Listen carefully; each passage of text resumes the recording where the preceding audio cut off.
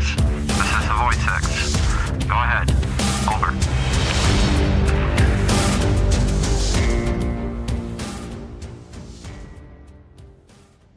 Hello, everybody. This is G, and you're listening to the SitRep Wargaming Podcast. This is our Veterans Day / Armistice / Remembrance Day special episode.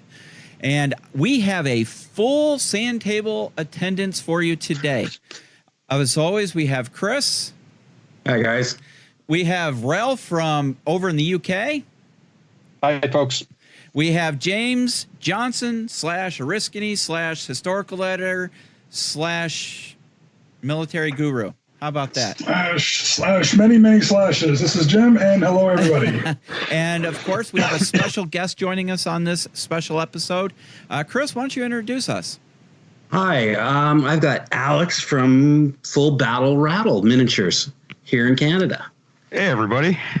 Excellent. So, Chris, why don't you tell us a little bit about Full Battle Rattle Miniatures, and let's hear what Alex has to say. Okay. Well, Alex is, like I said, a Canadian company. Full Battle Rattle is, you're in Ontario, aren't you, Alex? Yep, I'm in Toronto. Toronto.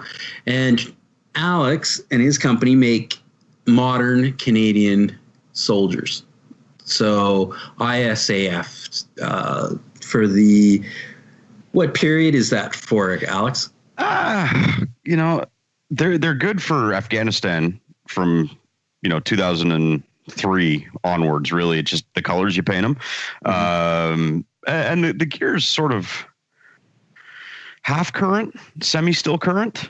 The uniform's barely changed, and in that size, I mean, if if you could notice the difference, you let me know. But they're sort of, I built them as a generic thing. Guys in Afghanistan would buy and sell each other's gear. They used all sorts of non-issue load-bearing equipment. So it's kind of hard to pick that. So I went with the sort of the standard issue webbing, which is still being issued to units, as far as I know, at least. So they're kind of almost current. Yeah, and you've got quite a selection of from regular infantry all the way to support weapons and stuff, don't you? Yeah, there's 8 packs, which will give you all your sort of platoon to company level things, maybe minus a mortar. Yeah, and you've got everything from the Carl G C6s, which is to our GPMG, or what is it, 240 Bravo for the Americans? Are we talking about the M240 GPMGs? Yeah. Yeah, that's the guy. FN Mag. Yeah. There you go. Yeah. Call it C6. Yeah. All the all the many umbrellas that name falls under, right? Yes. Yeah. And you've also got something new coming out, don't you? I do. It's been a long process, but we have a Lav 3 coming. Oh, nice. Yeah. I'm really excited about this Lav 3. It looks really good. So am I. Yeah. Yeah, I'm just looking at the website now for it. It looks really, the render looks really good on the Lav 3. There's some more stuff that hasn't hit public eye yet, but I was working with the great folk over at Trenchworks, and they've actually modeled up the pintle mount and the C6 for the turret. Oh, so that needed a little completion, and eBob is working on 2 guys to pop in the turret hatches. We got crew. That's awesome. That is. This awesome. is in 28 mil. Yes, I'm 28 mil. Okay. Yeah. So Alex, I'm sorry, Chris. Go ahead. I was just going to say I've been painting up the digital CAD pad. I've seen them. It's not easy, but it the miniatures are amazing. I really do like the miniatures. I have to get some more, probably when I order my labs. But what were you going to say, G? I'm sorry, Alex. I was just going to ask, how did you get into miniature making miniatures? Oh goodness. I had a good bonus and said nobody's done this yet, so I'm going to do it. It's really that simple. I got tired of sort of waiting, going, come on, we're the 3rd largest force in Afghanistan. Why is no one going to make these? How could there be, no one's doing them, and I was worried Empress was going to come out with them or Eureka or somebody just ahead of me, and then finally I got eBob on email, and we started the project. Nice. And just went for it. And where do you see? It's amazing how unavailable a lot of what you think would be available modern military equipment really is in miniature. Absolutely. I had a hell of a time finding, of all things, just basic Humvees in 20 millimeter. I finally bought them from some guy with a 3D printer in Tampa somewhere. This is a couple years ago. But especially at some scales outside of 28 mil, just finding some of the, a T80, because I want to play with T80s in a Team Yankee, instead of the T72s that they shouldn't give you, that they give you anyway. But I'll get off that soapbox. Yeah. Rated in, Jim. Rated in, okay? So, I wind up buying some T64s and kit bashing them. I'm like, I don't want to. It's amazing sometimes how. So I understand your frustration, where it's like, how come nobody is making this stuff yet? It really is across the industry. I will give Matt at Elheim his credit where credit's due. I think he had them out a couple of years ago, but in 20 mil. Yeah. So I was like, we're close, but it's not quite where I wanted to be. So there was born full Battle Rattle. Yeah. Awesome. So Alex, why did you choose 28 mil for scale? It's my favorite scale for modern. My experience and training and everything taught me that, you're engaging at 100 meters, right? Maybe 150. If you're gaming modern scenarios like Afghanistan, Iraq, Syria, whatever you want to, fictional, wherever, you're not, you don't need a square kilometer battlefield or I like playing Skirmish Sangin. I like Spectre. So it's a much smaller scale game. So go bigger and you can do more fun with the terrain and the painting and all that sort of stuff. Yeah, we had Colin from Radio Dish Dash Skirmish Sangin on a couple episodes ago, and what was the size of the table he had, Chris or Jim? Do you remember? He was talking about a 10 by 8. Yeah. Yeah, 10 by 10 8 foot. Now, what I would say is, and I didn't want to bring this up too much in that episode, is now for Skirmish Sangin, that sounds perfect.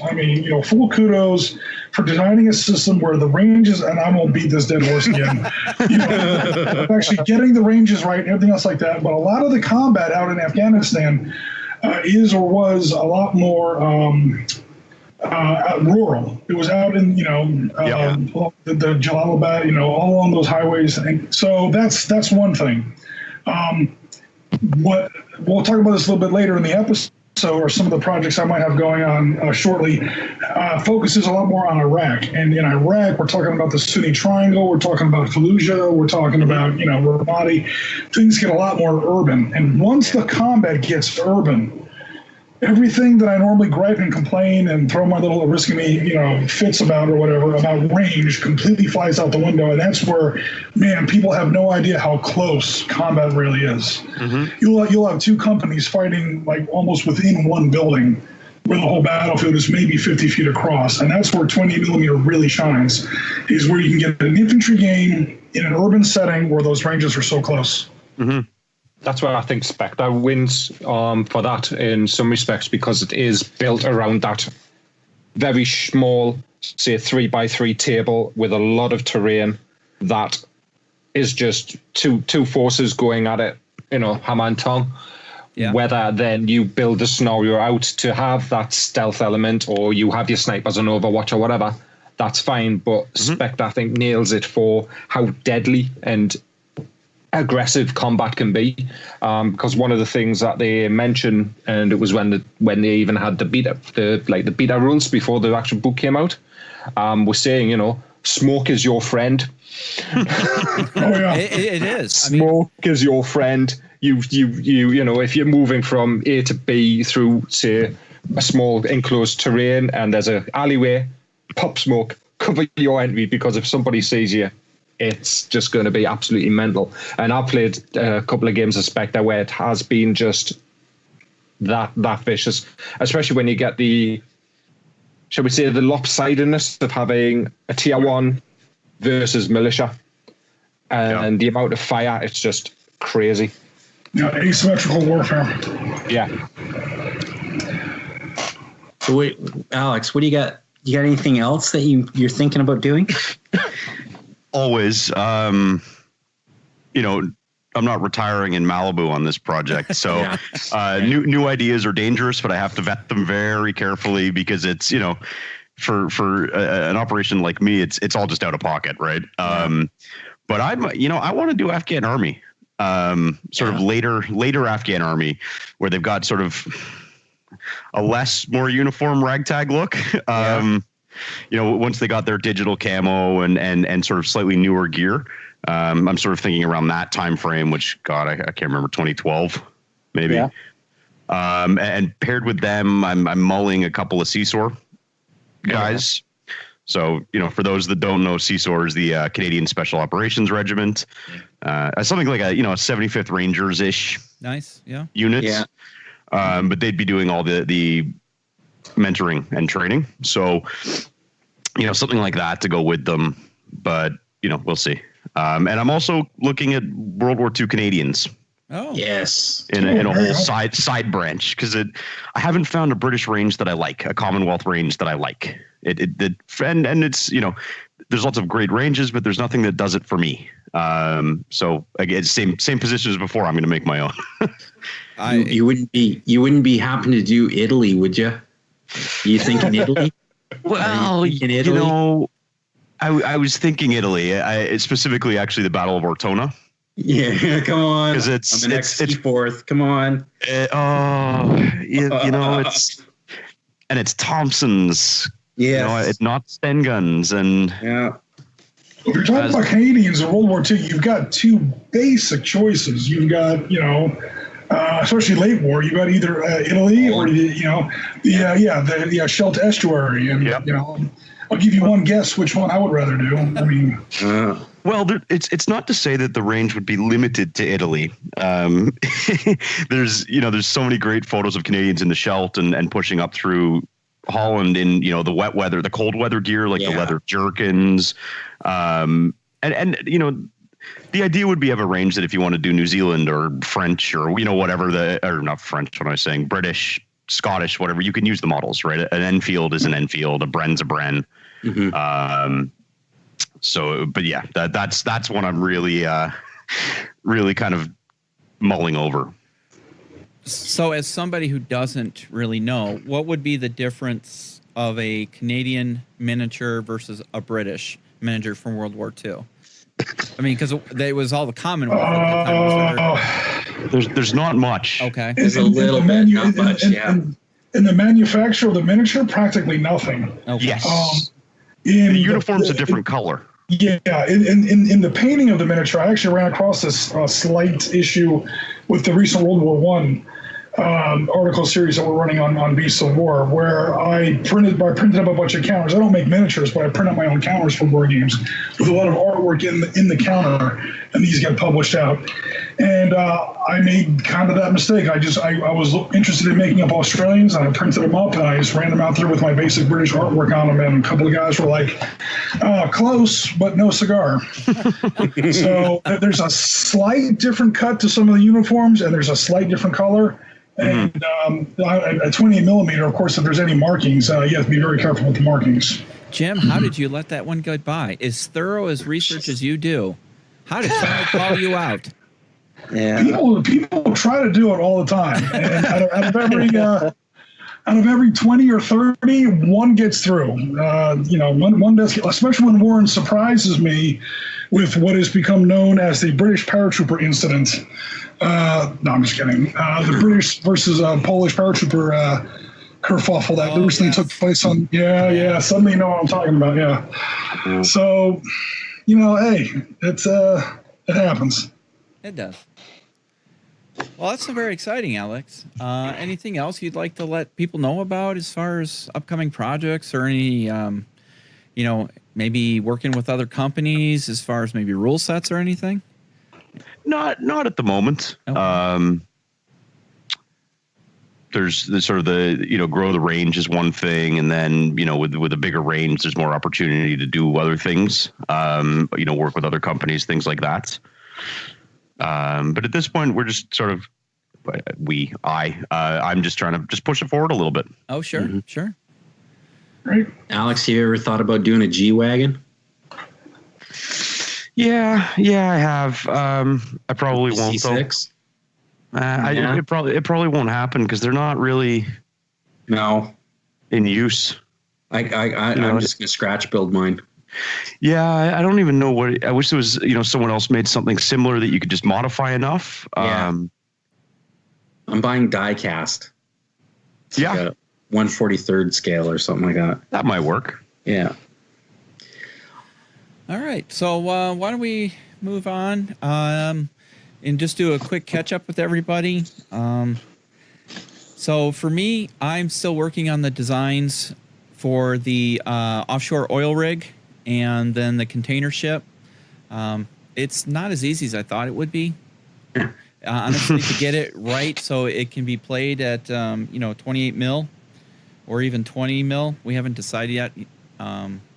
Since I'm just doing the basic design work, and then Walt over at Impudent Mortals is going to actually have to do the dimensions and everything to cut on his lasers. This is going to be MDF terrain, but when you're talking a multi-height, multi-tiered piece, there's a lot of, will this work? Will this balance? So it's still in the works.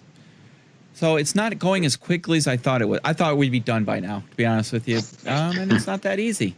It's just going to be able to be disassembled, take levels off. So, I was going to say, if you're going to have multi-levels, you're going to have to be able to get into those miniatures and measure lines of sight and ranges and things like that. Yeah, it'll be multi-level. So let's take the container ship, for example. I know there's a company out there, and Chris, we talked about this not too long ago, that came out with a container ship. But the one I'm thinking about building is actually going to get you down into the cargo holds on multi-levels. So the cargo hold itself will be multi-level. And then you will have the bridge and the aft deck and everything will be multi-level to get through stairwell. So because I think when I looked at the design that's already out, they don't have stairwells. It's just you lift off a section and you have a rat maze. It's the Red Vector one, wasn't it? Yes, the Red Vector. Thanks, Ralph. Yeah. And so I want to have stairwells because anybody who's gone through any kind of CQB knows stairwells is your choke points. And how do you They wrote that book in Stalingrad. If you want to control the building, control the stairwells. Yeah. Once you control the stairwells, you control that building. I was just thinking it gives all the gamers out there that have played the original Modern Warfare the first SAS attack on the North Sea. There you go. There's your ship. Yeah, there what about Rainbow Six, guys? Come on. Oh, yeah. What about Rainbow Six? You're not even mentioning one of the classic movies of all time. Folks with Roger Moore. Roger Moore, yeah. North Sea Hijack. That was it. That's what it was called in the UK. Oh, is that what they called it in the UK? Okay. Yeah. So we're talking the North same Sea movie. Hijack. So that's honestly where I got my inspiration from. I pulled that out of my DVD collection a couple months back over the summer, and I'm like, we need to build that. Can you imagine that as a centerpiece at a game convention or a game show? A big oil derrick in the middle of the North Sea, and that'd be cool. An oil derrick at 20 millimeter, you'd have to bring it to a convention. That'd be the only place you could use it. Exactly, but hey, it's going to be awesome. But there'll be a few people out there that are I actually have 2 people who've already contacted me and said, I want one as soon as you can do it. So, Anybody in Ireland, by the way? What's that? Anybody in Ireland, by the way? Not in Ireland. But yeah, but again, you've got to balance realism with playability, with affordability, and so it's not that easy. So anybody out there thinking about doing something like that, definitely do it. Just understand that it's going to take time. Honestly, I thought I was going to be able to sketch it out, go to Walt and say, here you go. And no, it's not that easy. So the other thing I was working on is researching whether to try Modern Warfare armor and mechanized at either 6 mil or 10 mil, because Jim and I both attended the Team Yankee boot camp few years back. And we know Jim's thoughts on Team Yankee at some point. Yeah. No, it's okay. I'm sorry. Go ahead. It's a good popcorn game. It's a good popcorn game. If you just want to get on the table and throw some armor around and throw dice and blow stuff up, so be it. Because when you have a parking lot of Soviet armor and a small group of, well, say American armor, all you're doing is throwing dice at each other and seeing who lasts in the slugfest. Yeah. So I have tried Team Yankee at 3 mil. The tanks are just too damn small. They get lost on the table. So, and there's a company that just came out with some 10 mil U.S. forces as well. I just saw something on Facebook. I saw that too. I think 10 might be. I got some news about 10 mil modern. Yeah? Yeah. Plastic Soldier Company. Oh, yes. Yeah. Plastic Soldier Company. It's, I've seen some pictures of it's some 10 mil. I was thinking it was going to be 15 to supplement Team Yankee. No, it looks like it's going to be 10 mil because I've seen some pictures of some play testing of their rule set, and those models were 10 mil. No kidding. So, Jim, what is your thoughts? 6 or 10? I go with 6. And why? I go with 6. I go with 6, and I go with a company called GHQ Micro. Yeah, I have some GHQ. These are the original guys. These guys have been around since the 60s. Yeah. I believe the U.S. military used to use them. We did. Yeah. That's how they used to start it out. They used it at the War College. Yeah.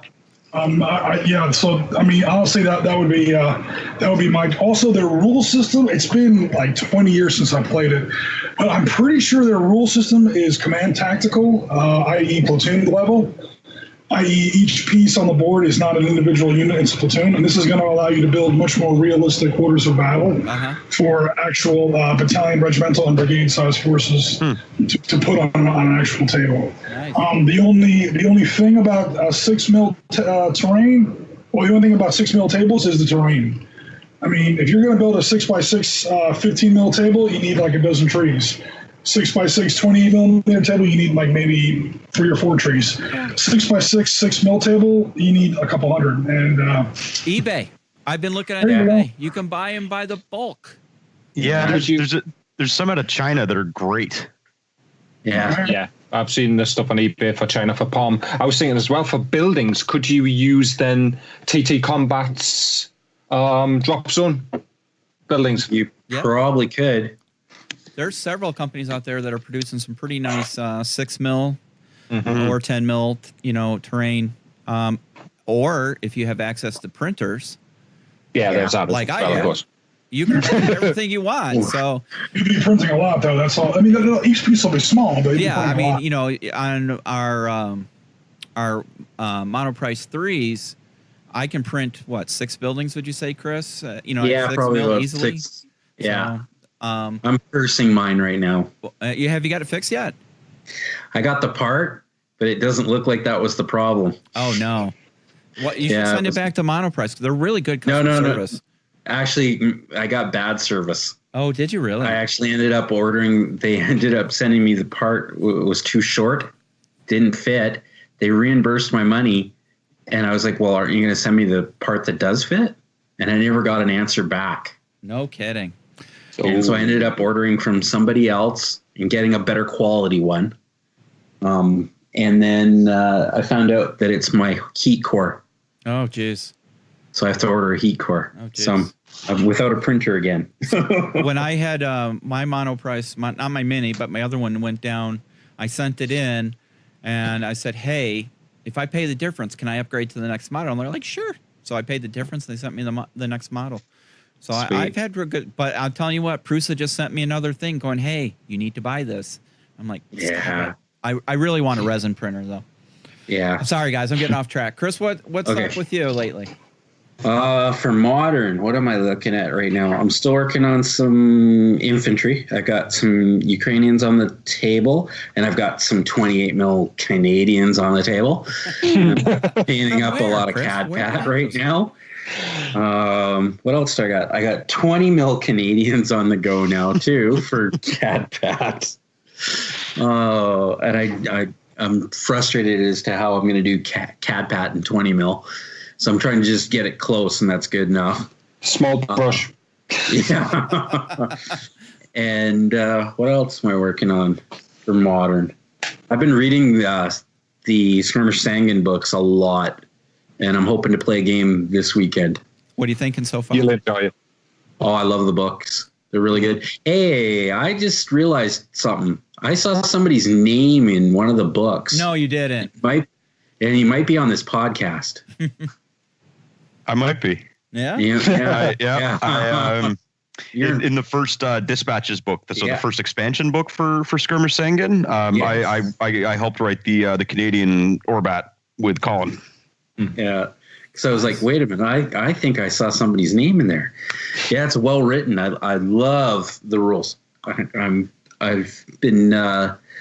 I'm on my third try through the core rule book, and then I'm gonna I think I'm gonna use the Canadian list, and then I don't know what other list I'm gonna use, and I'm gonna make up something and try a small game this weekend with my son. I've got something I shared with Michael Charge on either the Skirmish Sangin or the Modern Miniatures gaming list. I created an Excel sheet that lets you put the stats in, and it'll generate, like all of the percentages and everything that you need for like your body.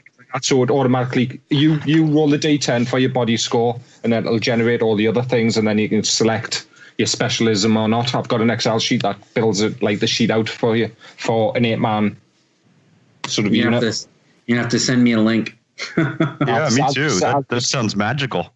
I'll put it up on the. I'll put it up on the Facebook page. I'll just put it in files. That would be awesome. Thank you. Like that. Oh, it's amazing. It just makes life so much easier. Yeah. I'm surprised more war gamers don't get into Excel. I mean, I use Excel very heavily at work, and every day at work they teach me something new about Excel. I'm like, I can't wait to get home and try this in wargaming. This is going to make something easier. VLOOKUPs, data validation tables. Yeah. You put like a little master routine. This is how we run Dark Star. No, this is way off topic, but that science fiction tactical starship game that got featured recently, that is absolutely impossible without Excel. People ask me, when is this coming to Kickstarter? I'm like, it'd have to come with a copy of Microsoft Excel with it. There's just no way that it's going to run without Excel. But it's a powerful tool for war gamers because it's number crunching. Well, I've seen it used as well for D&D, where someone took a map, like one of the dungeon maps, put it in Excel, and because you've got the comments section, they basically transposed all of the little room markings onto the map.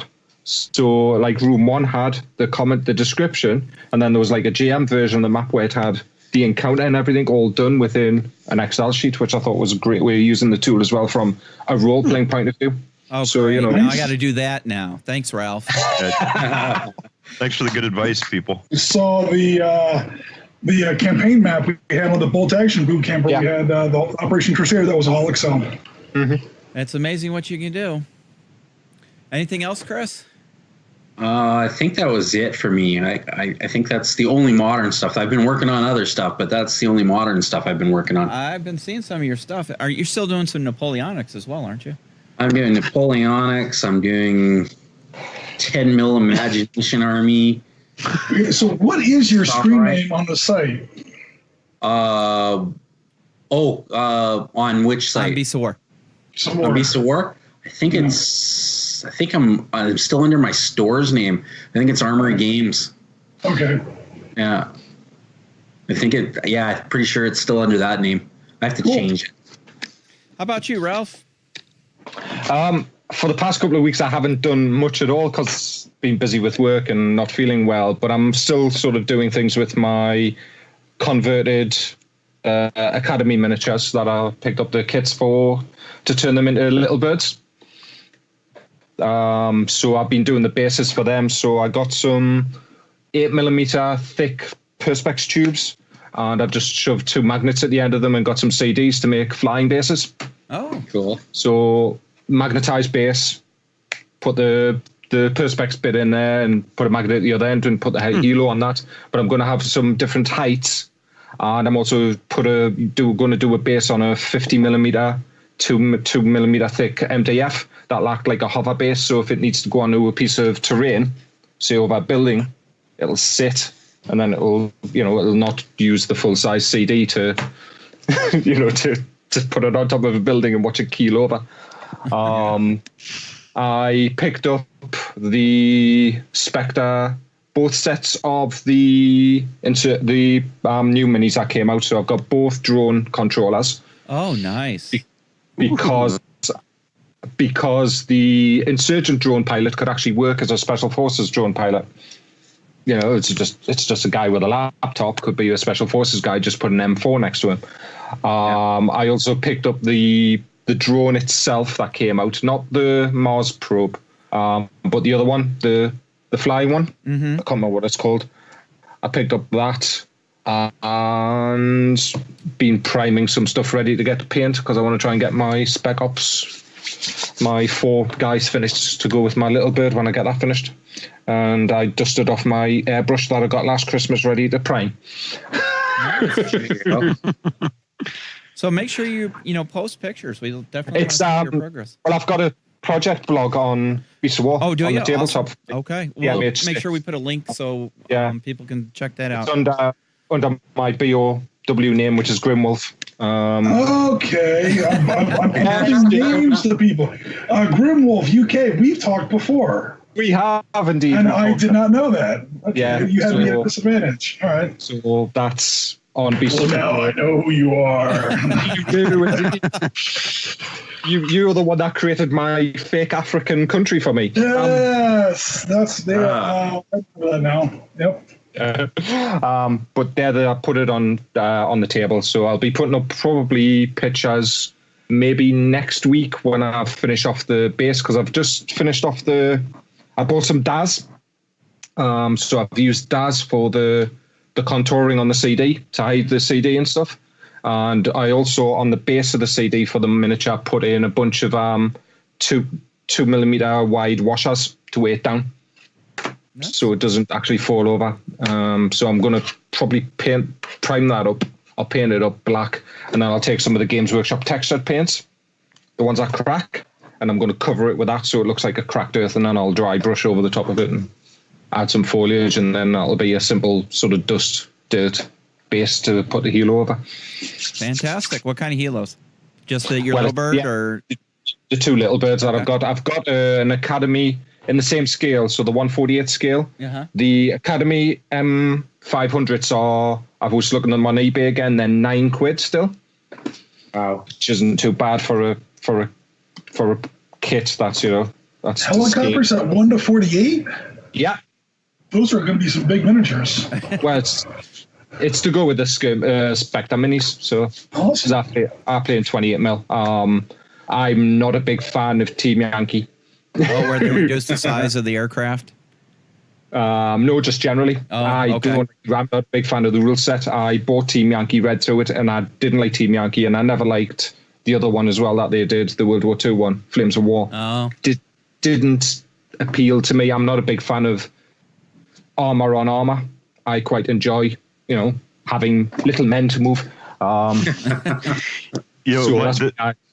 That's why I enjoy playing Spectre and Skirmish Sangin. But I also did back the Kickstarter for our friends at Dish Dash. Ultra Combat. I did. I did too. Yeah, I did too. I went all in. Yeah, me too. It was too much. When you look at the costs and you look at the deal you're getting, it's just so much of a good deal to do. Yeah. The top level pledge for that to get the stuff. One hurt. And then it did, but then I'm also looking at getting some new terrain. But I've been looking at Sarissa stuff. They've been coming out with some really nice stuff lately. Really, really good stuff there. South of the border stuff's perfect for not just doing Mexican cartel stuff, but it would also work in Afghanistan or Iraq. Yeah, I think really, and they've got their Middle Eastern stuff as well. And then, of course, we've got the Tim's compound whenever that turns up as well, which I think would be perfect for an embassy building. It would be. I think you're right.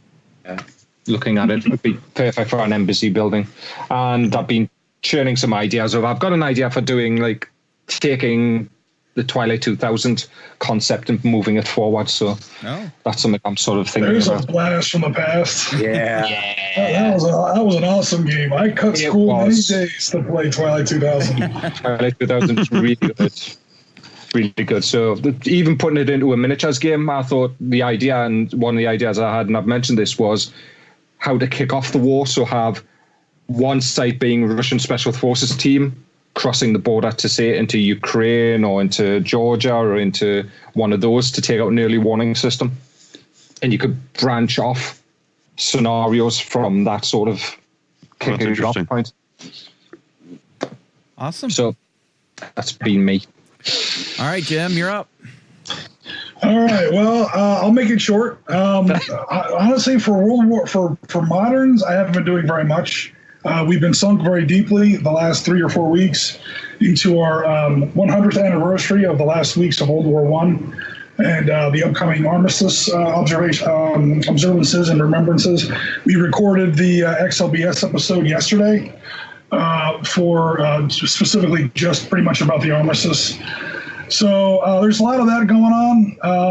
I've been designing more scenarios and more counters and more maps for Valor and Victory. That's kind of the gateway drug for Advanced Squad Leader. It's what people who used to play Advanced Squad Leader often play nowadays. John, you may want to give this game a look one of these days. You sent me the link a while back, and I looked at it, and I really need to just pull the trigger on that one. I really do. Here's the best part. The price point on that game is exactly $0. It is free to download and print and play. It is $0. It has always been $0. Pretty much always will be $0. Now, if you still play Advanced Squad Leader, you might find that they cut a little too much out of it or whatever. It's not, it's definitely a slimmed down version, big time. But I think they did a pretty good job at keeping most of the spirit of Advanced Squad Leader into it.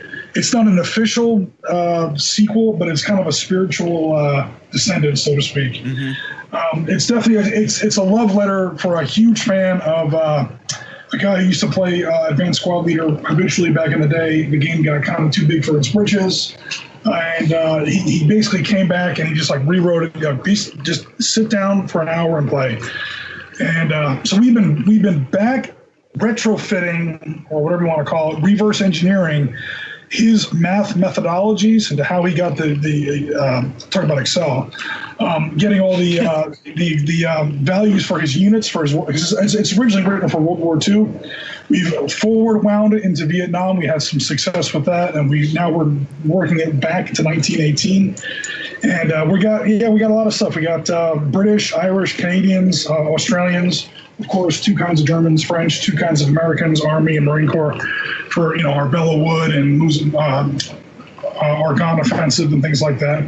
So there's a lot going on with that. But as far as moderns go, I've got some stuff coming up. We'll get to in a little bit. But at the moment, just really some research, which, like I said, we'll get into in just a little bit. Yeah. Oh, I have to say, if you guys have not checked out Jim's article series about the last days of World War I, definitely check him out. The man knows his stuff. I do try. Yeah, if I don't know where he comes up with it all sometimes, but he does know his stuff. So definitely check those articles out as well, and make sure you check out the XLBS. Always very good interviews. Who did the interview with you? Was John involved in this one? John was there, and we also had Justin and Jerry. Oh, okay. Well, Jerry put his 2 cents in. It will be very entertaining. Our resident Irish Sasquatch. Yeah, he was there. He's a riot. So, Jim, when are you getting John to start doing moderns instead of looking at just all World War II types? I had a long talk with John last time I was over. I actually got to go over to his house to see his military vehicles. And this was unfortunately after they had gotten rid of the Sherman, but he still had his Bren carrier and a couple other vehicles.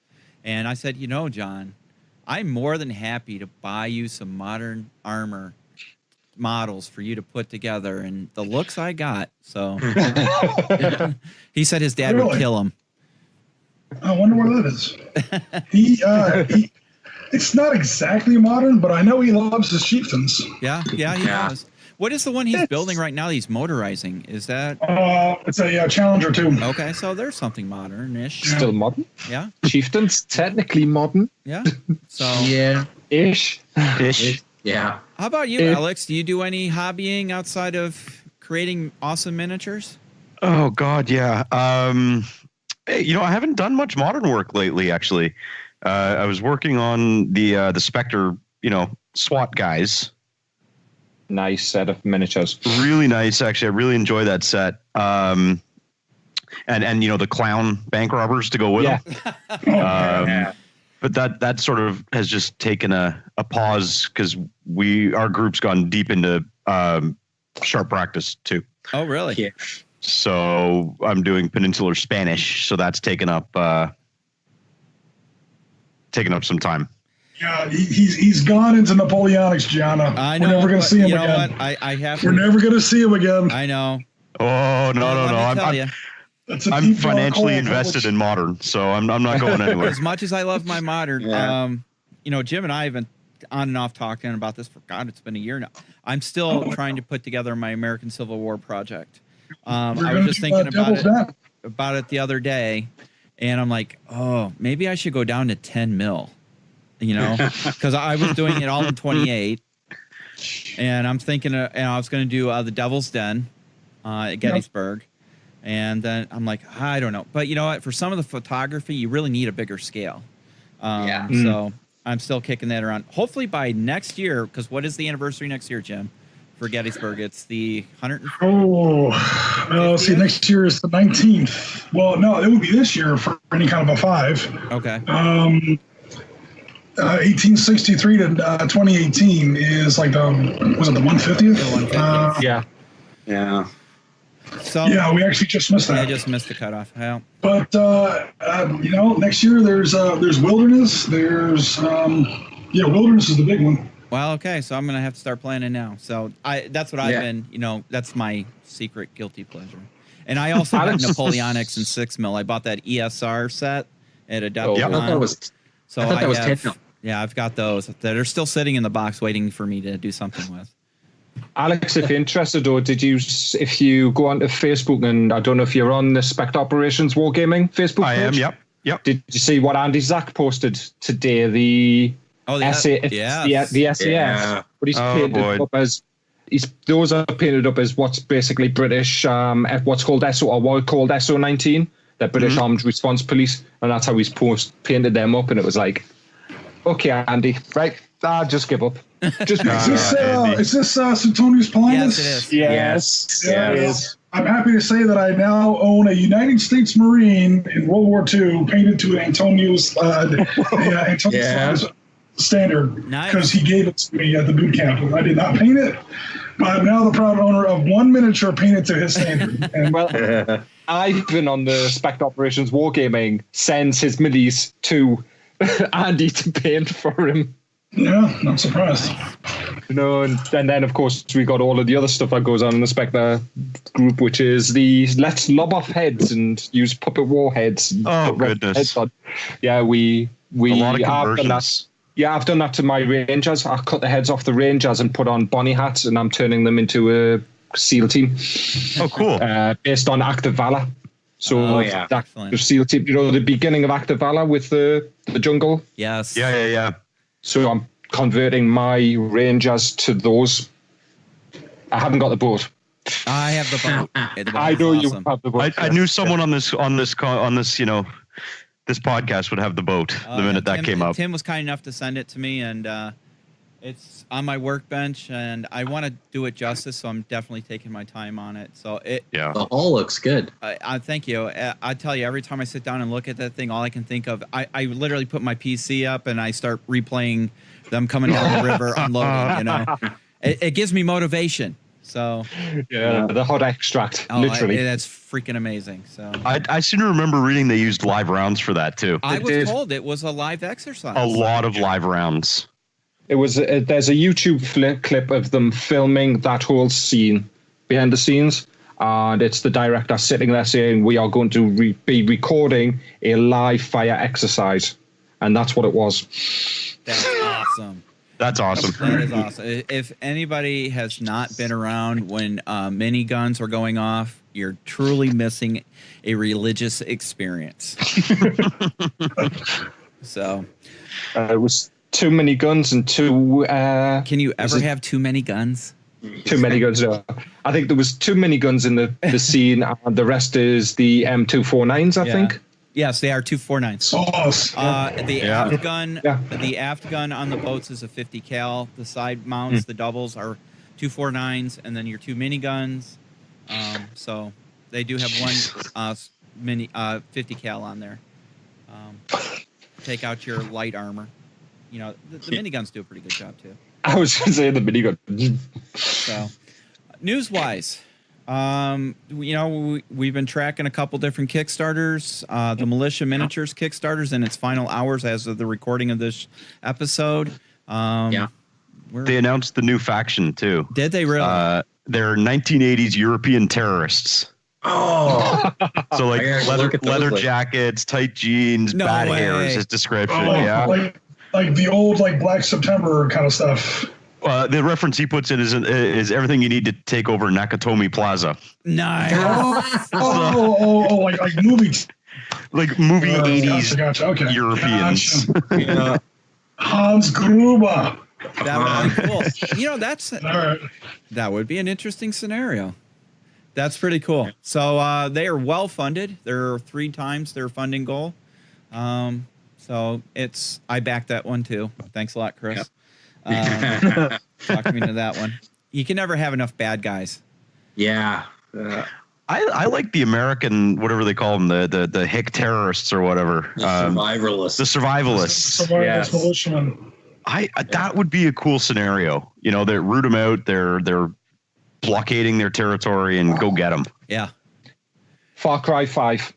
Basically, yeah. I'm going to say Far Cry 5. Yeah, we've had a few of those instances over the past few years. You know, the ATF versus so and so, and I actually I think the last episode or the episode before that we talked about this Kickstarter, and an idea I had when I was camping out in Colorado is, you know, you're in the back country. There's no roads. There's no nothing.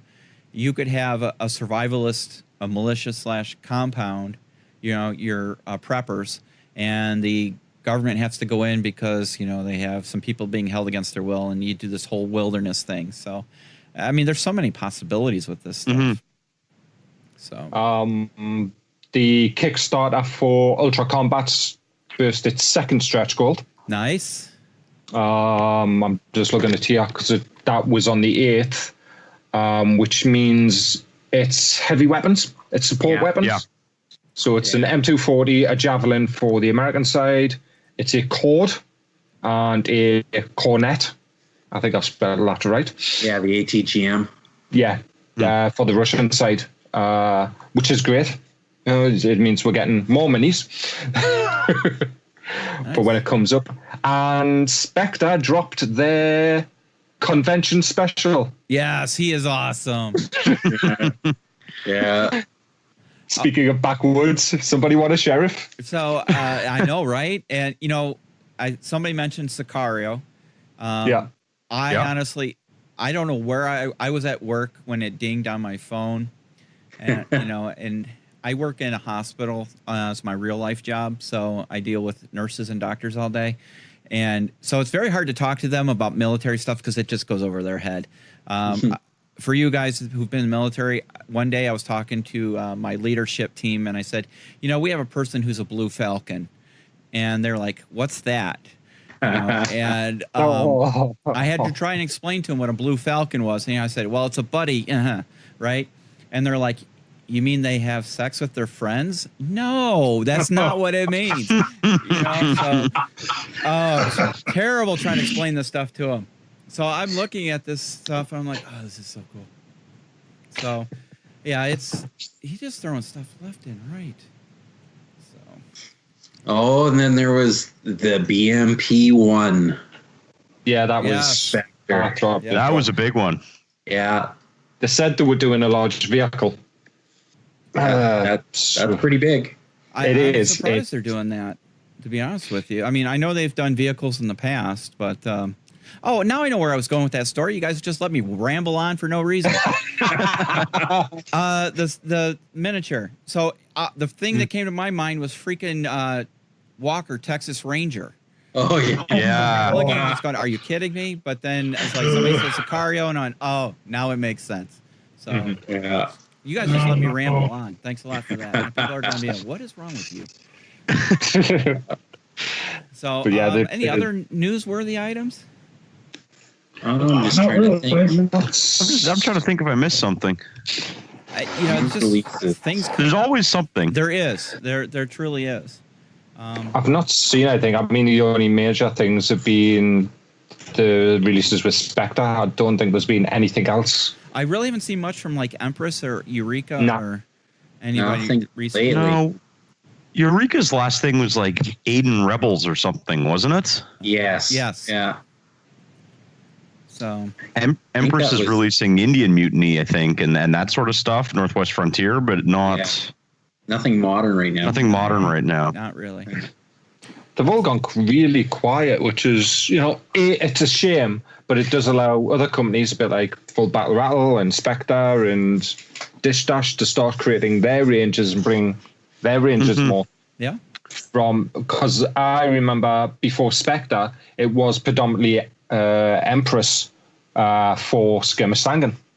A lot of people, Yeah. that was the range. You want modern forces to play Skirmish Sangin with. You went with Empress or Eureka, but Eureka's quite difficult to get a hold of. There is a company in the UK that'll import them, ship them in.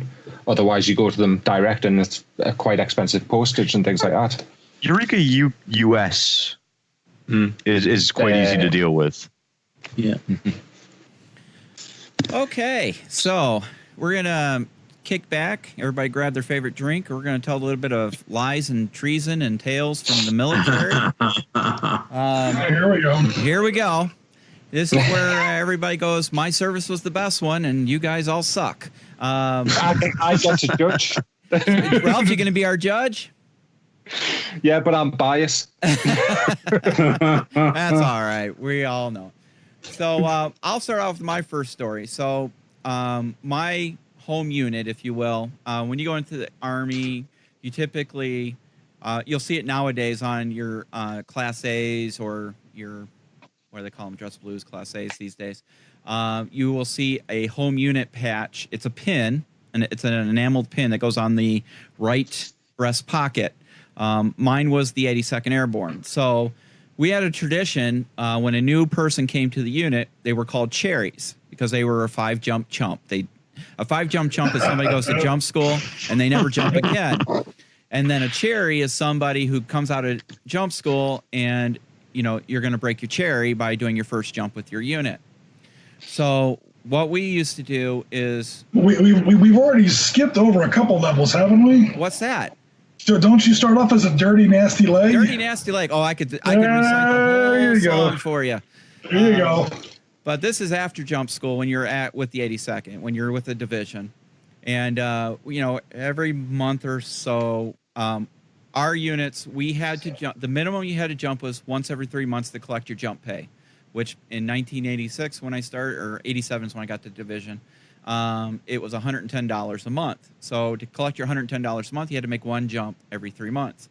Nobody in the division outside of some maybe supply or admin makes one jump every 3 months. You're jumping constantly. Night jumps, combat jumps. It's very rare you did what's called a Hollywood. That's just a shoot. No pack, no weapon, no nothing. Everybody in the division jumps. If you don't jump, you're out. That's pretty much how it is. You turned in your wings.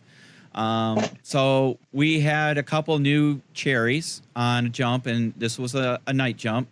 And we were on C-130s because at that time we were jumping C-130s and C-141s. We didn't have C-17s back in 87. We were in 141s and C-130s. We were dropping on Sicily drop zone, which is the largest drop zone at Bragg. And so what happened was we are on the plane, and most times, depending on the time, is Air National Guard or Air Force Reserve pilots. Even though Pope Air Force is connected, Air Force Base is connected to Bragg, a lot of times these guys needed to get flight time in. So they would fly, and we're doing nap of Earth. And, C-130s and 141s, so they're following terrain is, within their flight levels. So it's not a smooth commercial flight. Let's just put it that way. So you're packed into a C-130. You barely can move. You can barely breathe. You got your chute on, which is 45 pounds. You got a ruck on, which is anywhere from 40 to 50 pounds. Your weapons, all that stuff. So it gets really hot in there. Paratroopers are famous for falling asleep. As soon as you get it off, you're falling asleep. Well, you got cherries on there who are all nervous because they're doing their first night/combat jump with their unit. So, and it's hot in there. The plane is bouncing around.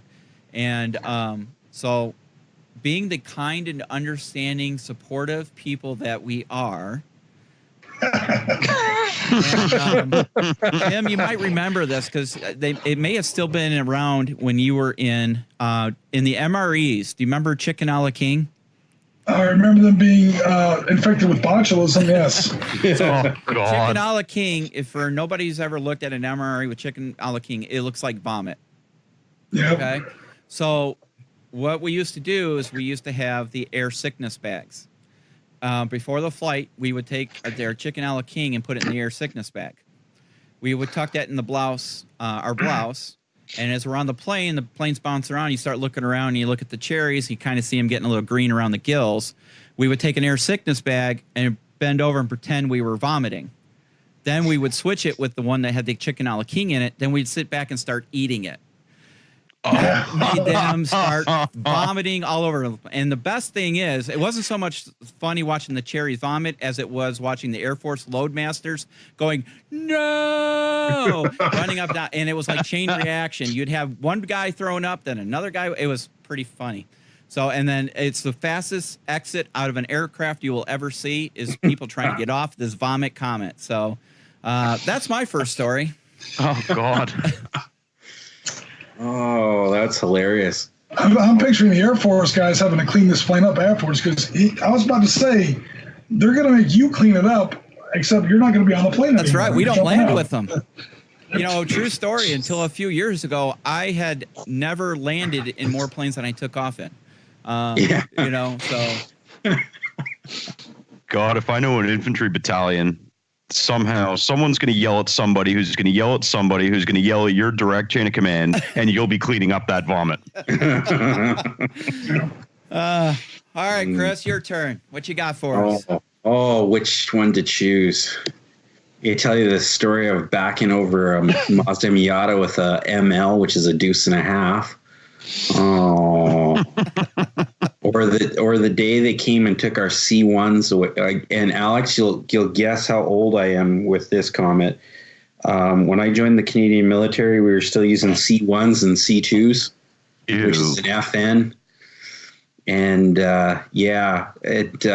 we were pretty sad that they were going away because we didn't really like the C7 way back then. That's the M16 to you Americans. Are you talking about the old rifles? Talking about the old FN FAL 760? Yeah, that was a C1 and C2 was the automatic. Yeah. Gotcha. Okay. And I packed around a C2, and I remember the first time I was 16 years old, and I fired my first fully automatic weapon, and it was something else. You never forget that, What's another good story? I sunk a Volkswagen Iltis. What? Yes. Okay. It was back when we were just getting the Iltis. They hadn't been out for very long, and I think it was Bombardier that made them, or was it Volkswagen of Canada? I can't remember. I don't remember. But they didn't put the plugs in the bottom of the vehicle, so I went through fairly deep water in Wainwright, Alberta, and I kind of started filling up with water and sinking. And that was a good experience. But I had so many good experiences. I think the only bad experiences happened when I was in Sarajevo. That was the only time I had bad experiences in the Canadian military. But lots of good memories. Backing over a Mazda Miata by accident. How about that was you? a lot of paperwork. A lot of paperwork. What about you, Alex? What do you got? God, I've got a lot of stories that shouldn't be recorded. That's what I'm watching. What I say. But it's those ones. If you've ever, depending on what your service was, everybody knows that look on a troopie's face, especially a new troopie, when you go, "Where's your weapon?" And there's that like a terrified version of a terrified deer in headlights. Yeah. And I remember we were on a range doing our annual, moving shooting qualification. So they called that the PWT 3, I think it was, because you start shooting at 300 meters, and then you dash to each interval ahead of you, so you're all panting and wearing all your gear, and it's Canada in October, so you've got jackets and war. It wasn't the most fun, but a couple of guys from the band had to do their annual 100-meter test, and there were about 5 of them that misplaced their weapons. How do you misplace a weapon? The band. Well, yeah. And then the sergeant who had been trumpets and stuff. No, if they can throw that 100 meters, I want them on my side. But no, they've got to do a basic weapons thing, because everybody fights. And there was a good sort of 20 minutes with a panicked sergeant that couldn't figure out where these guys' rifles were. And it turns out they'd handed them off to somebody, and there were 3 privates walking around with 2 rifles over each shoulder, and nobody noticed. It was a giant cluster of embarrassment for a few people. You gave your rifle to somebody else, or not you? Yeah. There was a lot of that. That was a good one. I'm still trying to process that. Yeah, I can tell you that I've had a few privates had to report to the first sergeant for corrective action, shall we say, for misplacing their weapon, and it was sitting behind my desk in the company area, because they would just leave it. Yeah. You had new recruits that just leave it. Yeah. And so, I think bring us everyone the honor deals with Marines. that in basic, right? All right. The U.S. Marine Corps. Here we go.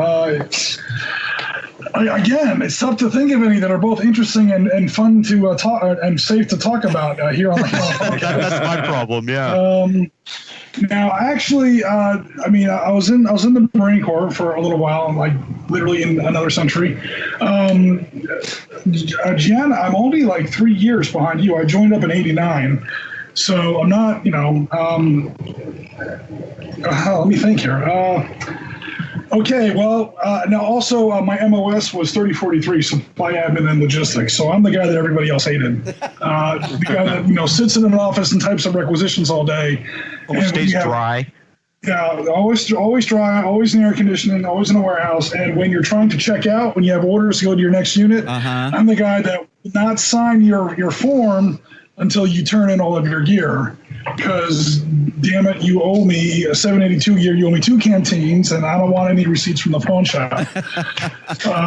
So we had a few of those. Now, I was in our unit's H&S battalion, headquarters and service battalion, and one of our sub-units within our battalion were the MPs. And of course, if there's anybody that anyone hates worse than the supply poke, it's the MPs. My father was an MP. So the MPs come in, and they got this look on their face, and it's the look we love in supply, because it's like this guy has lost something, broke something, sold something, and here he's about to do a song and dance and try and get out of turning it back in. So we're like, okay. And plus he's an MP. This is going to be great. So we have a D9A and a D9, I can't remember what the other one was. It's pretty much a form for when something gets either added to our battalion's records or taken off for our battalion's property records. And then there's a D9Z, which used to be, I'm sure this is all computerized nowadays, but back in the day, the D9Z form was a miscellaneous loss. We used to call them pawn shop receipts. I ran my truck over my Kevlar helmet. I lost my radio. I dropped it off the top of the watchtower at the rifle range. It broke. I lost it. Someone broke in my house and stole all my stuff. Whatever. Okay. We've heard all the stories. So these 2 MPs come in, right? Big, professional wrestling looking guys or whatever. And they come up to our little issue point counter, like, okay, what do you got? Like, we need to fill in a D9Z form. We're like, oh, really?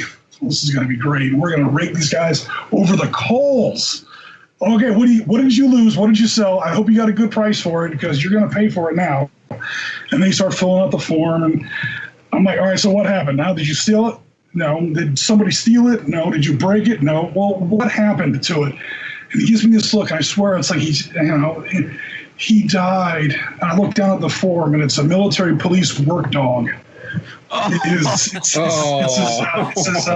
his drug sniffing dog, which technically is a piece of military equipment that's technically controlled by our supply office. And we just kind of melted. We were like, "Oh, I'm sorry." So we didn't give him any more trouble after that. We've done some. I don't know if they call it this in the Army, G, but they used to call it for us an FPF, a final protective fire. I've seen some pretty good final protective fires up at Camp Geiger. It's right outside of Camp Lejeune. It's actually kind of an annex to Camp Lejeune, where we went through infantry school. We got to put about 20, 25 rounds to a Mark 19, which is a pretty nice. I love pretty nice religious event. There's a lot of stuff. Probably the only real poignant thing that I ever had to do in the military, because again, I was a supply guy. I was never within 100 miles of anything serious, to be perfectly honest. I was on our battalion's funeral detail, and we did 169 burials for people. Now, most of this isn't nearly as serious as it sounds. Obviously somebody's passed, but pretty much if you've done at least 180 days, these are the rules back when I was in 180 days, and you received an honorable discharge, and if you pass away and your family has submitted the right paperwork, you rate a military burial, assuming that you're being buried within 50 miles of a base that has a unit that's equipped for that and blah, blah, blah. So, we did 169 of those, and most of these are where I was stationed at was Marine Corps Air Station Beaufort and Parris Island. So southern South Carolina, northern Georgia. So, kind of a rough part of the country, so to speak. And then people who live within 50 miles of here, pass away, and we have to go to these tiny little churches up on these back roads in places like Varnville, South Carolina and stuff. And everybody gets a little extreme at funerals. And, you got 17 Marines in this tiny white church. We take up like half the church, and the service gets started, and we're somehow still getting scared because these people are really going off the wall.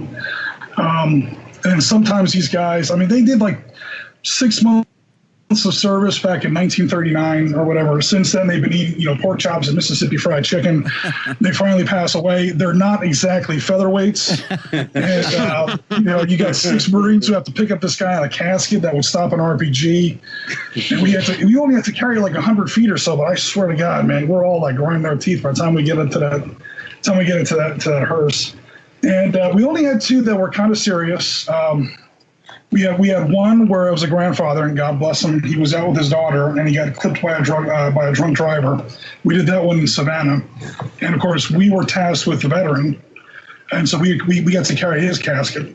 But then the family was also carrying the granddaughter, and when her casket comes out of the hearse, and that casket's only 3 feet long, that was definitely a bit of a hit.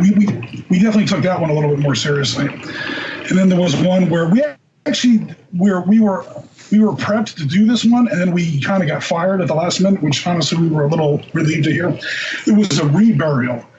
There was a Congressional Medal of Honor winner in Marine Corps. There's a small military cemetery near where we were stationed. We were actually going to exhume him and rebury him at his family's request up in Arlington. He was a Vietnam veteran. He pulled 2 grenades under himself to save the rest of the squad. He won the CMH in the process. But then they wound up flying like a real burial team down from 8th and I Barracks in Washington, D.C. to handle the proceedings. So those were the only ones that were kind of serious as far as Veterans Day, kind of burials or whatever. But mostly it's just, running around the barracks, trying not to get into trouble. Yeah. Trying to have a lot of fun and not get into too many trouble. We didn't get into jump school. Believe it or not, Marines had a hell of a time getting into any kind of jump school. The Army controls all the bases, obviously, that does that training. And there's only so many people that they can put through the classes, each training cycle. And it was always Army's first come, first serve, and the Marines were always locked out. But I do remember when Gulf War I hit, I don't know if they opened up additional facilities or they just got a big chunk of extra funding or whatever, but the word came down that, hey, if you're in the Marine Corps and you're at this base and you're within like X amount of 100 miles, I think it was Bragg. It was either Bragg or Stewart. Benning is where Jump School is. Okay. And they were like, if you want it, now's your chance. And man, half the base vanished overnight because everyone wants to go to jump school. At the Marine Corps, you never get the opportunity to go to jump school. We don't have our own jump school.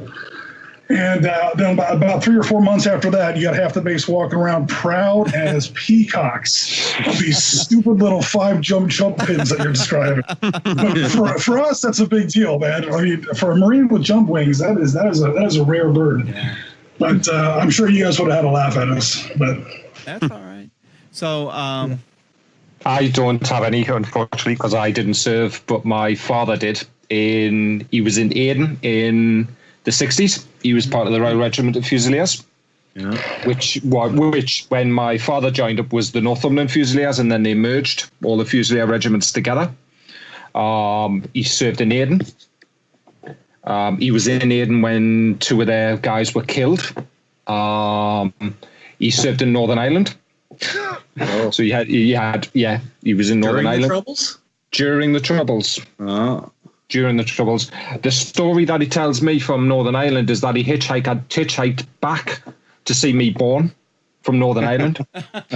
So it was from Ireland to Liverpool across the country to the northeast of England. And the other one he tells me is up in where I live in the northeast, we have a tunnel under the Tyne Bridge. Under the River Tyne, and he stood guard, and the Queen did the checking of the troops. So he was sort of inspected by the Queen, which I often get from him. Occasionally, used to get from him. But you know, he came when the only thing I remember from him actually being in the army was when he came out or putting all of his kit out on the bed. So he had his gas mask, his uniforms and everything ready to be sent back. And it was it looked like the World War II gas mask. Huh. So it was the mask with the sort of the holder underneath, like the built underneath in the tube. And that, I remember distinctly that lying on a bed wondering what the hell was it? I must have been 5, I think I was, because he came out, I think it was either 75 or 73, you know, that time, so it's a long time ago. But yeah, I remember him sort of mentioning some of those stories. But we did do, because I did the whole Boy Scout thing when I was younger, and we did the whole Remembrance Day service where the Scouts and everyone march with the veterans, and I remember him marching with his pin for the Fusiliers and things. So nice. And that's how remembering sort of that day. You know, even if you haven't actively served, it doesn't matter. Yeah, it's just important to have people supporting those who serve. Mm-hmm. So as far as I'm concerned, everybody has served in some aspect. If you've ever recognized veterans, or if you've ever done anything to help with veterans, you know, from just a letter writing, signing a card, donating money to, you know, USO or whatever other services, Wounded Warrior Project, anything, you've served, as far as I'm concerned. Just to kind of close out this, one of my most poignant memories of my military service, and I was in from '86 to my last contract expired in 2010, was, and there were video of it on YouTube, unfortunately. And while I was there in 87, 88, we had a C-130 coming in to do a LAPS. That's a low altitude heavy drop. And you can see the C-130 come in. You can see the parachute being deployed, and you see the tail hit the LZ. It was Sicily. And you just see that C-130 go head over tail, and crash. And it literally happened right in front of me. You know, I was on drop zone duty that day for it. So the weird thing about it, I mean, it was surreal. It's, you know, you just can't believe it's happening. It happened so fast, and it's just like, I can't believe it happened. But what was startling to me, outside of, you know, the base shutting down and everything else, pretty much, you know, things kind of went to a standstill for a little bit. But it's Bragg, so things pick right back up rather quickly was I got back to my barracks a couple hours later. You know, they released us from DZ because there's nothing we could do. You know, we weren't recovering anything at that point. And as soon as I walk in, the CQ desk, that's the person who mans the phones and stuff at the desk at the barracks, says, "Your dad's on the phone." And I'm like, "What?" My dad's on the phone. So I pick up the phone, and it's my dad. And "Are you okay? You're alive, obviously." "Well, yeah, I'm talking to you." He had heard about it and had called. I mean, and I'm like, "It's only been a couple hours. How could you have already heard about it?" You know, this, I was in North Carolina. He was in Chicago. In those days. In those days. You know, well, there was no internet, none of this stuff. The thing is that my dad flew for the 12th Special Forces Group. He was their aviation ops officer. He was a helicopter pilot. So, and if you know, Fort Bragg is the home of the special operations, you know, outside of Eglin. So my first sergeant served with my dad in an SF unit at some point, and my CO had been in an SF unit with my dad. So it was like, it's like this network. You know, they have this network. It's just amazing how things. So that's probably one of my most poignant memories that still I think of to this day. And you grow up really fast. I was, what, 18 years old, 19 years old? Yeah, you grow up. I joined the Army Reserves at 16. You really grow up really fast. You know, and then I joined the Regs at 18. So it's a altering, you know, experience. You go to adulthood like that. Yeah. Yeah. But we did a lot of stupid stuff. Yes, we did. Oh yeah, it's kind of neat. I mean, I talk to my dad sometimes, and some of the stories that can't really make it on the podcast, and it's like, I mean, seriously, if I had done some of the stuff that, or some of the stuff that happened to me out in the civilian world, I'd probably just be coming out of jail now. Yeah, right. It's a little bit of a safe environment, a little bit of a sandbox. I signed into the delayed entry program they had back in those days in I was 16. So then, I actually went to Paris Island for basic training in 17, and then turned 18. I was already in infantry school by that point.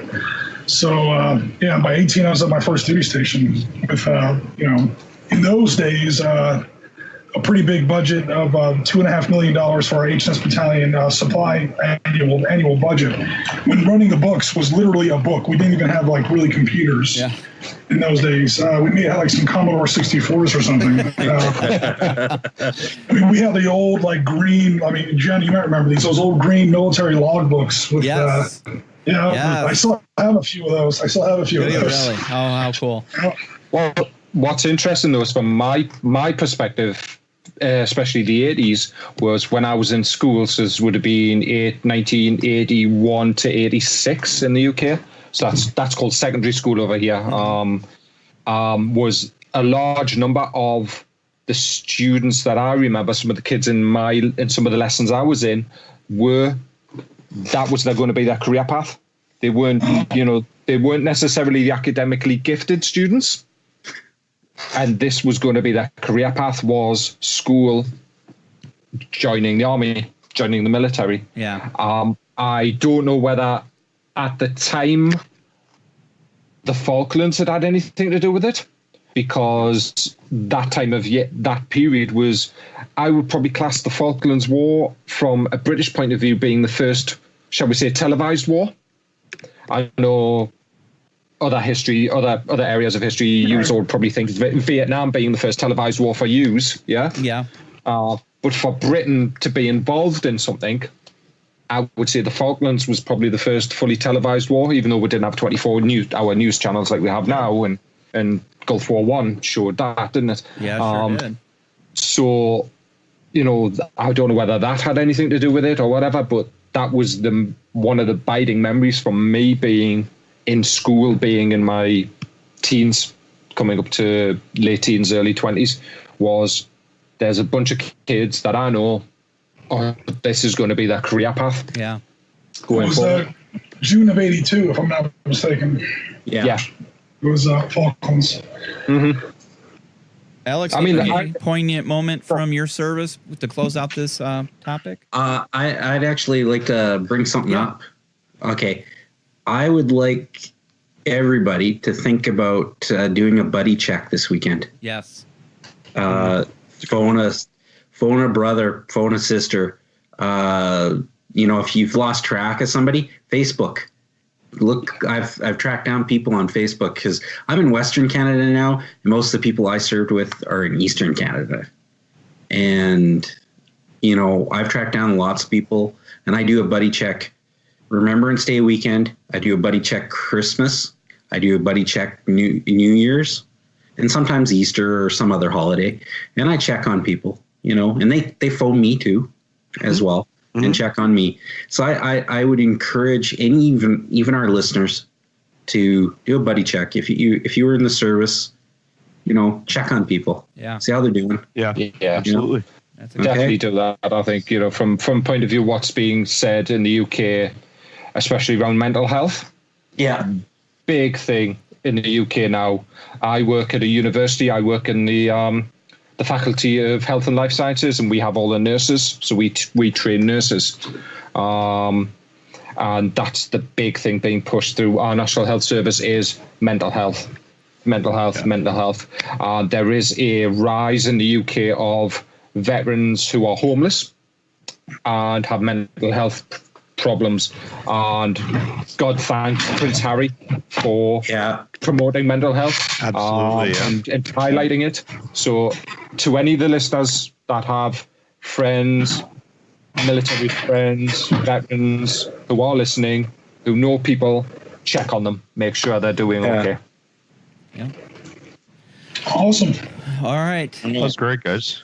Why don't we finish out? Jim, you got some stuff you wanted to bring up, some new topics to close out the show? Sure.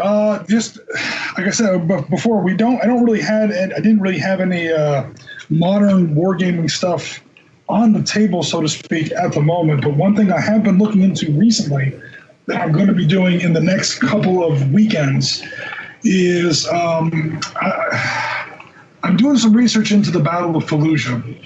So that's Operation Phantom Fury, or Al Fajr, if you use the Iraqi term for it. This started in November 8th, 2004.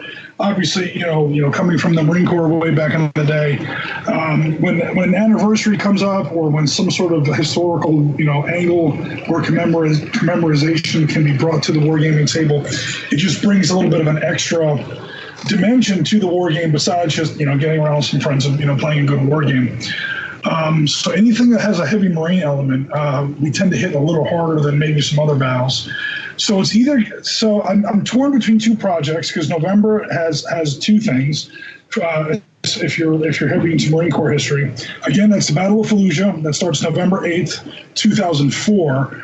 So it's a good anniversary, but it's not like, a 10 or a 20 or a 15 or, Yeah. There's also the invasion of Tarawa, the first big Central Pacific invasion, that absolute bloodbath in Tarawa, which in a weird kind of a way kind of gives birth to the Navy SEALs. That took place 75 years ago, later this month. That's late November 1943. And what winds up happening there is the only maps we have of some of these areas, of some of these islands, were old German maps from when these used to be part of the German Empire before World War I. They're 40 or 50 years out of date. The depth of the reefs is badly misrepresented on these maps. So the planning's off, and when the first wave goes in fine, because the first wave was using Amtraks. They get over the reefs fine. The second wave comes in on Higgins boats, like Saving Private Ryan style Higgins boats. They get hung up on the reefs. They're still 1,000 yards offshore. They have to wade, never mind, knee deep or waist deep. They're neck deep in seawater. They have to wade 1,000 yards through this surf under Japanese machine gun fire. While first wave, which is now completely unsupported, is pinned down on the beach and getting absolutely massacred. You have an island that is, I can't remember the dimensions right now. You add it all up, it comes out to 1.5 acres. It's an absolutely tiny island. I've seen mall parking lots that are bigger, and it costs something, in the thousands of casualties to take. So that's a big Marine Corps battle that I might be doing in the very near future. The modern warfare angle to that, to bring it into the podcast, is the Navy and the Marine Corps. This is where they first take a look at the idea of what they call underwater demolition teams. They said, before we launch our next big invasion, we have to know how deep the water really is, so this doesn't happen again. So they started sending these specialized Navy divers into these islands beforehand to do like underwater reconnaissance, so to speak, to get real measurements of what the reefs and the beaches really look like. These eventually evolved into what they call the UDTs, underwater demolition teams. They went, okay, we found how big or how tall the reefs really are. Now let's blow holes in them to facilitate future invasions. They got more aggressive. They sort of attacked Japanese defenses on the island. Before you know it, the Navy, the UDTs would eventually become the Navy SEALs, if memory serves. So that all, kind of draws a direct line of sight back to this Marine Corps battle that takes place 75 years ago later this month. It won't be an article series on the site because it's way too late for that. And I don't really have the miniatures for it. The other, like I said, the other idea is the Battle of Fallujah. This is recognized as the bloodiest battle of the Iraq War. The U.S. Marine Corps is there in heavy numbers, like 6,500 people. The U.S. Army is also there. Second of the 7th Cavalry, second of the 12th Cavalry is there. We have one battalion from the Big Red 1 is in there. A lot of Iraqi regulars are also in there. There's a unit of the British Black Watch is in the area. I don't think they participate in the actual battle. Queen's Dragoons Guards is also there, but they are in the area in a support capacity. Right now, honestly, I'm just shopping around for a gaming system. Force on Force may be a little too small because I want to use some of the vehicles that are used. The Marines did have tanks at Fallujah. We're talking about M1A2s. Mm-hmm. I have a 20 millimeter M1A2 that's really awesome, or 1-72, which is basically 20 millimeter. And I'm working on some LAV-25s. Yeah. And some AAVs. So this is a question I wanted to ask because we got some people from Canada on the podcast. Mm-hmm. It's my understanding that the Canadian Army used to use or still does use the LAV-25, and I have other. Is that not accurate? Well, it is a variant. Okay. Yeah.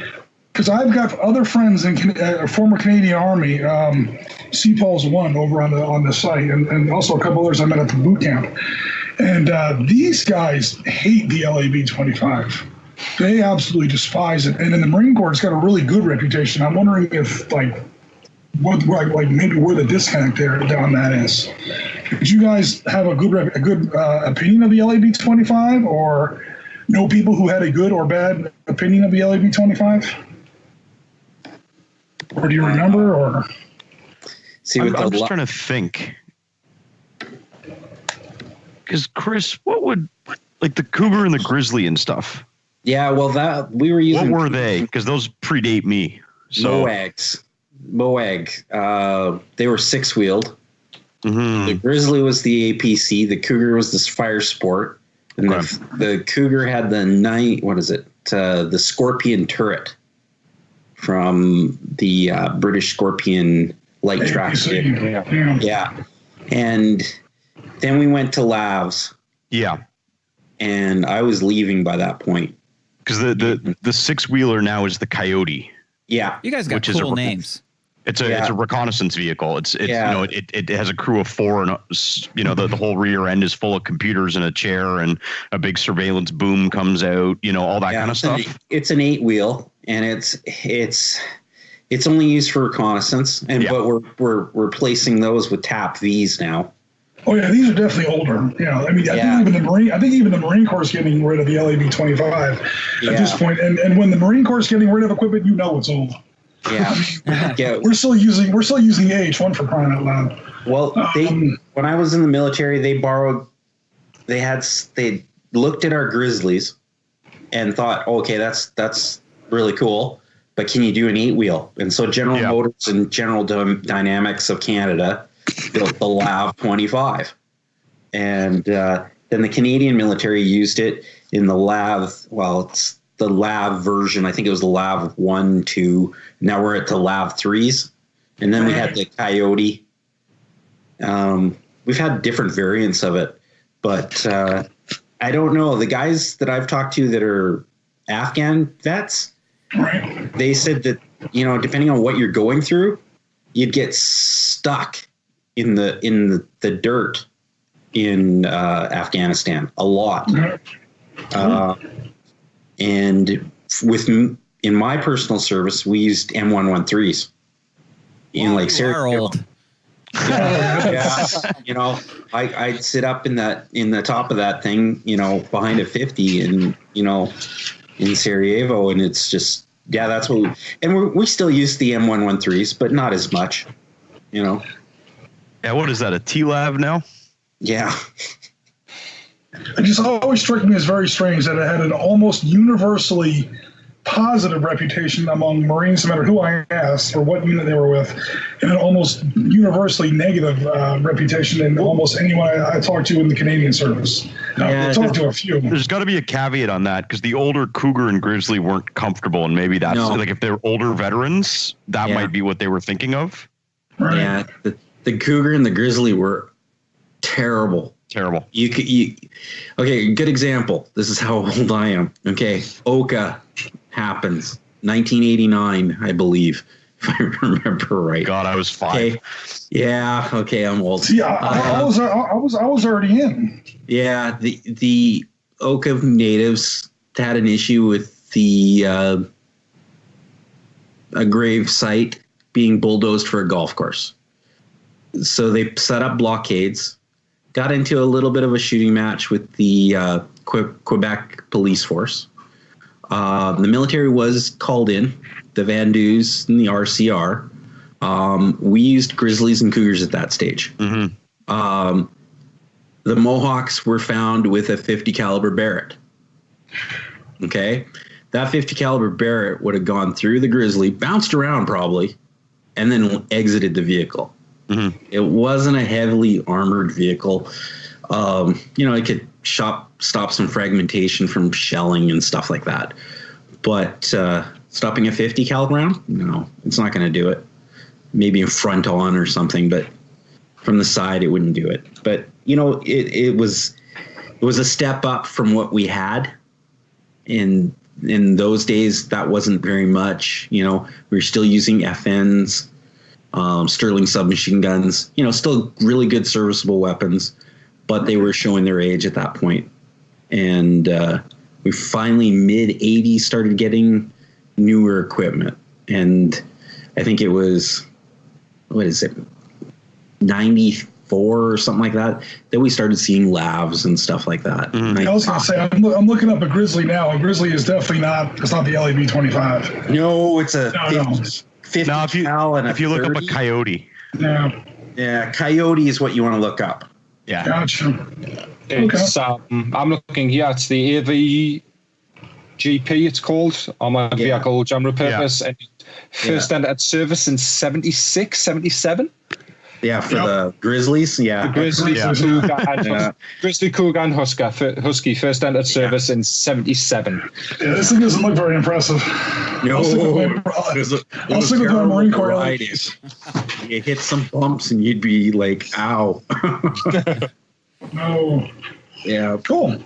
So, I've got the armies for it. I've got the terrain for it. I just got to figure out the exact system. Skirmish Sangin would be great. It's just kind of too small for the scale of the battle. I want to do. I want to do for Fallujah. Fallujah's big. Fallujah has been compared to Hue City. It's been compared to some of the Marine assaults in World War II in the Pacific. It was definitely a big one. Hey Jim, I'm gonna put a little call out. I'm kind of hoping Colin's listening to this podcast, and maybe Colin can help you out, and maybe you could try some of his new rule set. Maybe a beta or something. Yeah, the Ultra Combat. There is isn't on the Kickstarter a 12-page PDF dropped. Yeah, but he might, maybe Colin could drop a little bit more to Jim, and maybe Jim could get some, realistic ranges in there and stuff. Yeah. Well, hey, with urban combat, it's a lot easier. Yeah. Your tables are going to be small. Yeah. Excellent. Well, gentlemen, I think that's going to do us for this special episode. I hope everybody's enjoyed it. It's, as everybody that's sitting around the sand table tonight, we want to definitely send our thanks and thoughts out to those who have served and those that are still serving. I'm going to start, and I'm going to send a special thank you out to my son, Cody, who's serving over in Germany right now, and to my niece and nephew, Austin and Brianna, who are serving, one with the Navy and one with the Army, who's going to Korea here shortly.